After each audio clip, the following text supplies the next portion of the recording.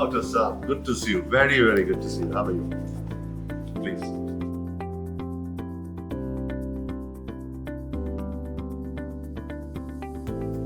Think of it like the great Indian arterial roads. When they are open, the country breathes. But when a pothole forms, a blockage, a clot, the traffic of life stops. If the nerves are the telecommunication lines sending the signals, then the vascular system is the fuel line. Without the blood, the message never reaches the destination. And when a road on that map closes, the clock starts ticking. Tick, tick, tick, tick.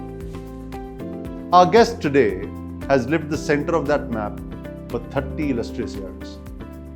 He's truly one of a kind, a pioneer whose work's referenced by peers across the globe.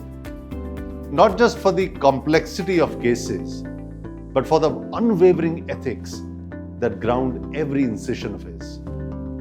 He chose a field many didn't yet understand. He saw that a surgeon's greatest victory is not always what they remove. जो निकालते हैं वो victory नहीं है, but the victory is what he saves. He believes a patient's dignity is tied to the ability to walk out of the hospital on their own feet. Today, this conversation is not just about the journey. It's about the decisions that shape and the discipline which is behind it. Dr. Gupta, welcome to the Hope Call.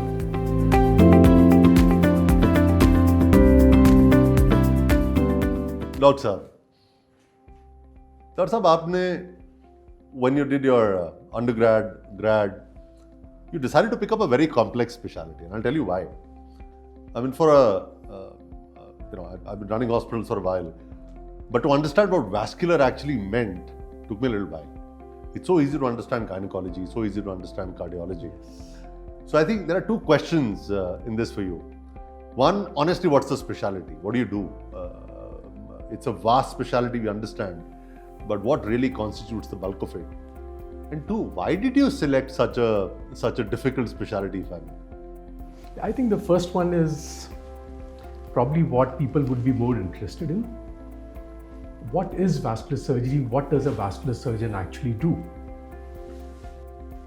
So as you said, our body has so many blood vessels, and the heart pumps oxygenated blood through the arteries, which reaches all the organs.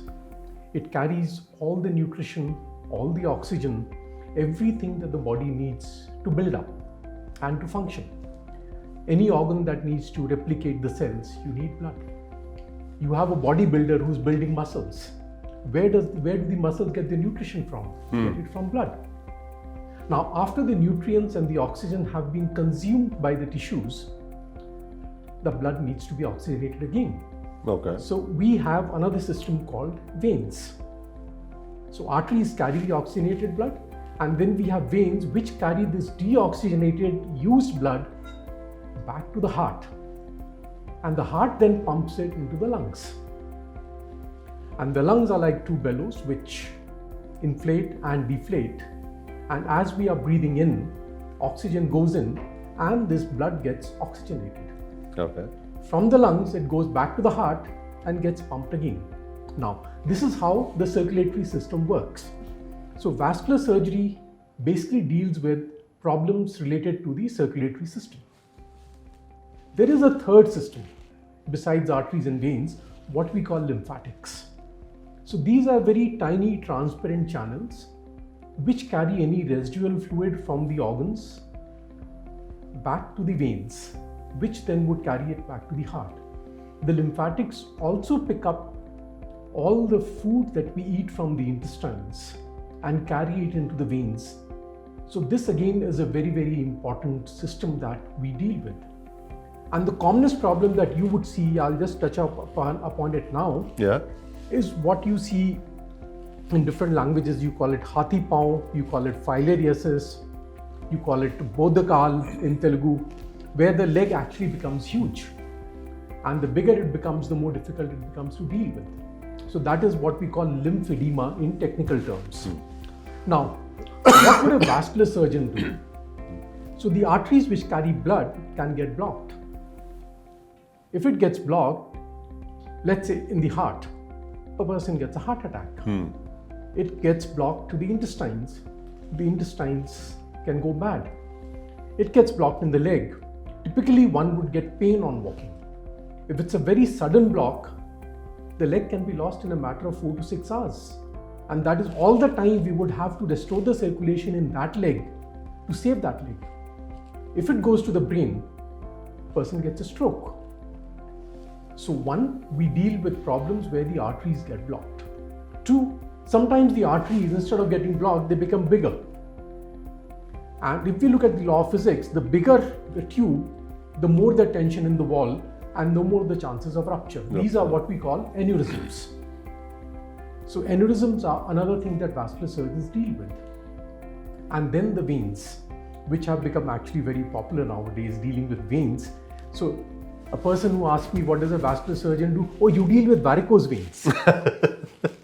So that has become the commonest thing that people think vascular surgeons do, but no. Venous diseases can be again in different forms. The veins can get blocked with a clot formed. So we call it deep vein thrombosis or DVT, where the leg swells up. And this clot has the potential to travel to the heart and then into the lungs, resulting in what we call pulmonary embolism. And this is a potentially life-threatening condition. So this requires treatment early. While earlier we were dealing with blood thinning medicines and all, now we actually remove the entire clot through just small holes.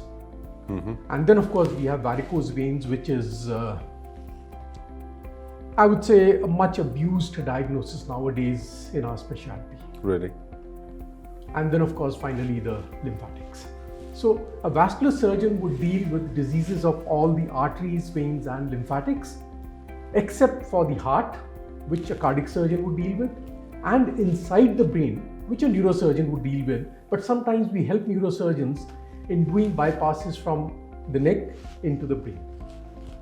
So आपका दायरा तो बहुत बड़ा है. The spectrum of coverage that you have, I mean the little heart and the little brain and the rest of the body is yours. Yes. Is that a good way to say it? Absolutely. Well, I have 2 points on what you've said. One, I think this part of what you've scripted in the last 2 minutes, if it is seen by a biology student, I think it'll be a big one. Coming back to the second part of my question, why did you choose vascular? Because you're not from today's generation. You're from a generation where explaining vascular may not have been so easy. So why did you end up picking vascular as a specialty? So I call myself an accidental vascular surgeon. Okay. So I landed up in vascular surgery by accident.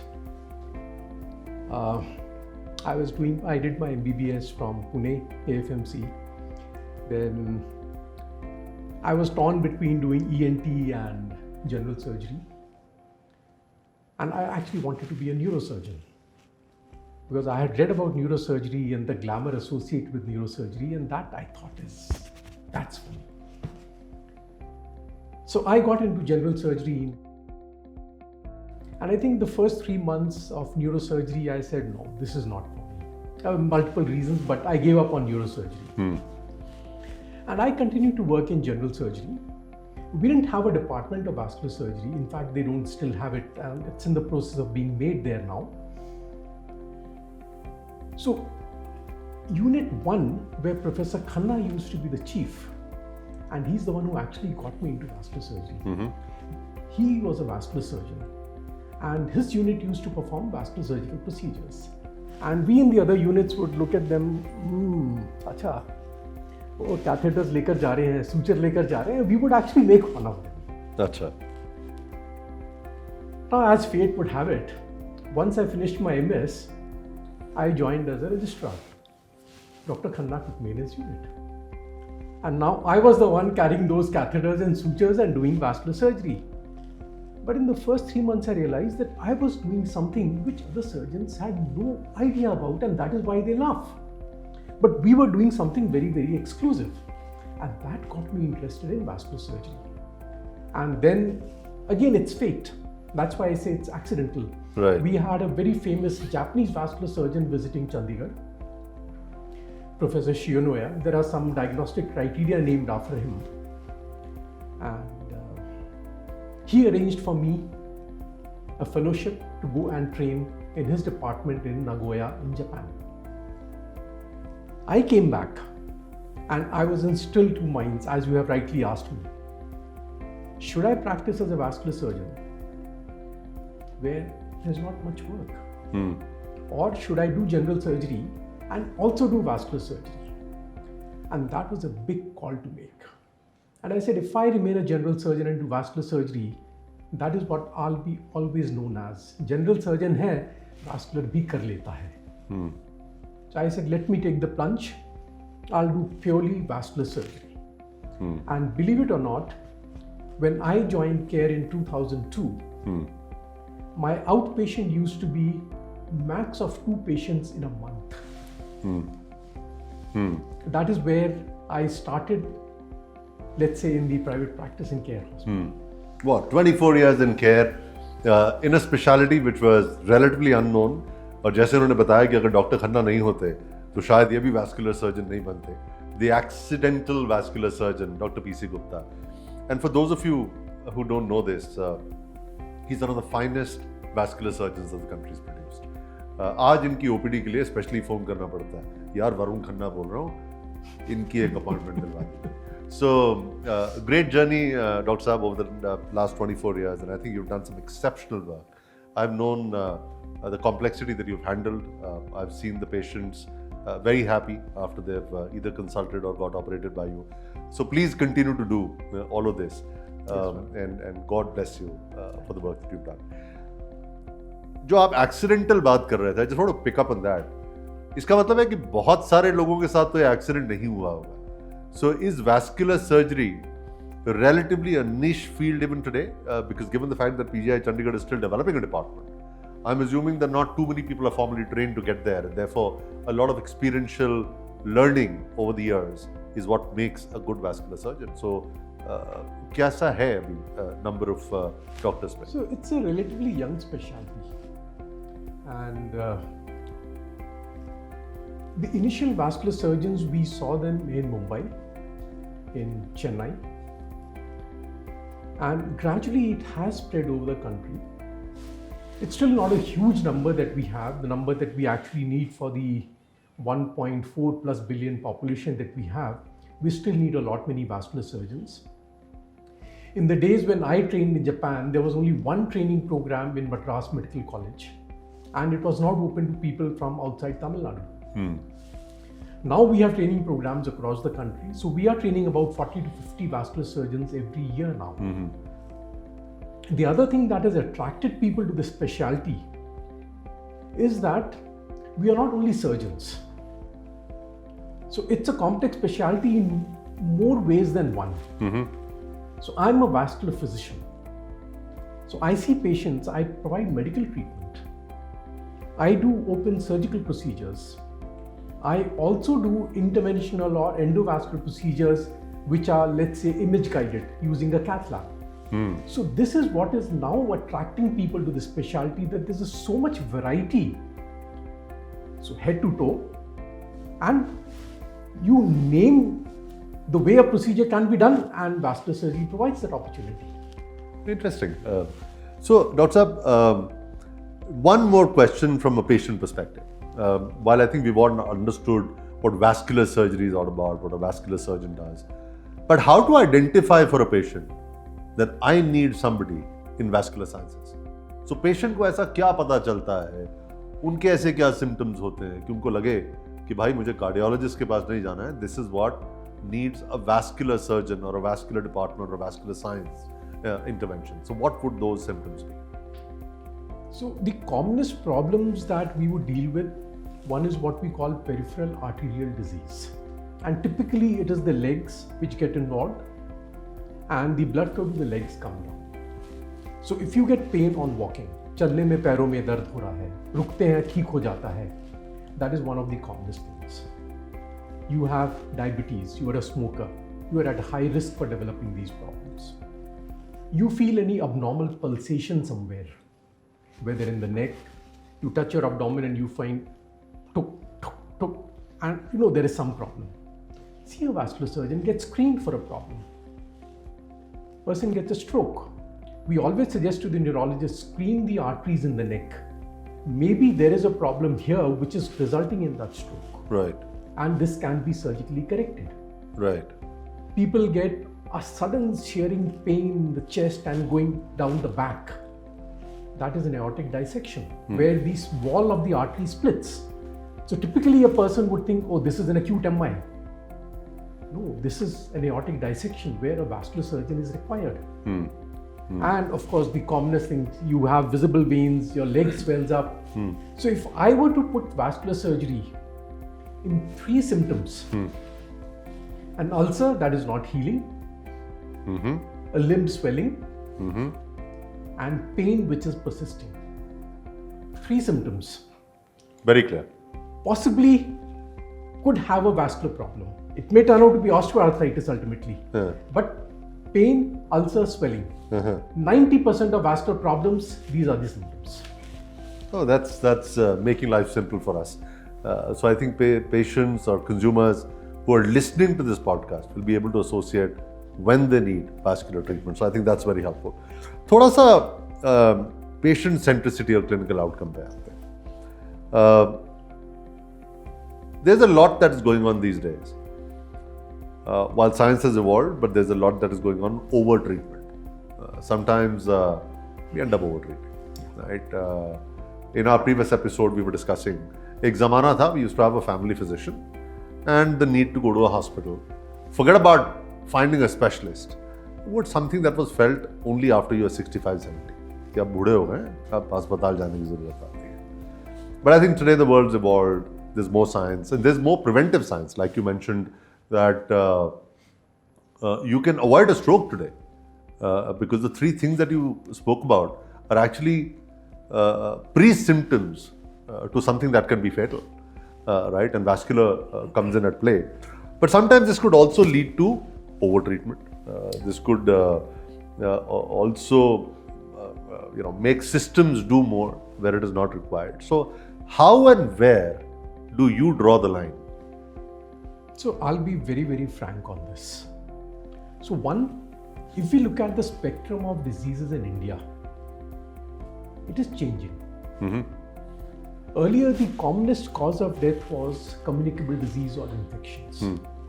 So we were looking at respiratory infections, diarrheas, tuberculosis, malaria. These were the commonest cause of death. These still remain the commonest cause of death in the poorest strata of the society. But for a lot of people, the non-communicable diseases have become the commonest cause of death.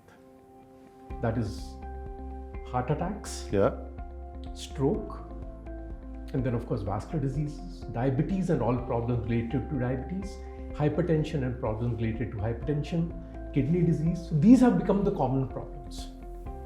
Now earlier, if I had a respiratory infection, of course I would go to my family physician. Right. And to be honest, it is those family physicians in my hometown, which is a small place called Rewari in Haryana, who were the inspiration for me that I should actually become a doctor. I still remember Dr. Ramjas Bhayana, Surinder Bhayana, Ramesh Bhayana, I still remember their names. They were the inspiration and they would give a tablet or a powder, they would give a syrup and I would be well. And as kids, we never really needed anything more because infections were the commonest problem. Diet was cleaner, air was cleaner, so overall environment was cleaner, life was not as complex, we were living simpler lives. So our reaction as stress was very minimal. So that is, and now with non-communicable diseases coming in, the whole spectrum has changed. Now a family physician can give initial treatment for a heart attack, for stroke, for a vascular problem, but not the advanced treatment that is available in tertiary care centers. So do we overtreat? In some ways, yes. In many ways, no. For example, a patient with a hernia walks into the hospital. He's, let's say, a 70-year-old gentleman. And since he's 70, he has diabetes and he's been smoking. The general surgeon says, I want a cardiology clearance for you. So he goes to the cardiologist. Cardiologist does a stress test and finds it is positive. Right. I says, you need a bypass or you need an angioplasty. This guy says, I came for a hernia and they're suggesting a cardiac bypass. Now, is this over treatment? Difficult to say. But can that hernia be operated safely at a low risk without tackling the heart? Again, a call that the cardiologist will have to take. So there are some where it could be done, there are some where it could not be done. So a lot of places we are doing better treatment, not over treatment. The fact that you've been here in one hospital for 24, 25 long years, it's a lot of patience as well to be able to do the right thing. So tell me, how are you contributing to make India better when it comes to vascular surgery going forward? So coming to ethics,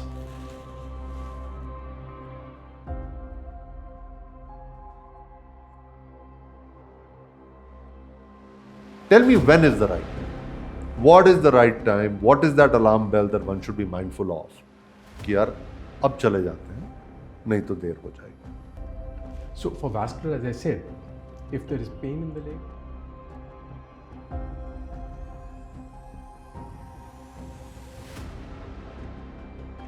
vascular surgery आज से 25 साल पहले भी आप करते थे.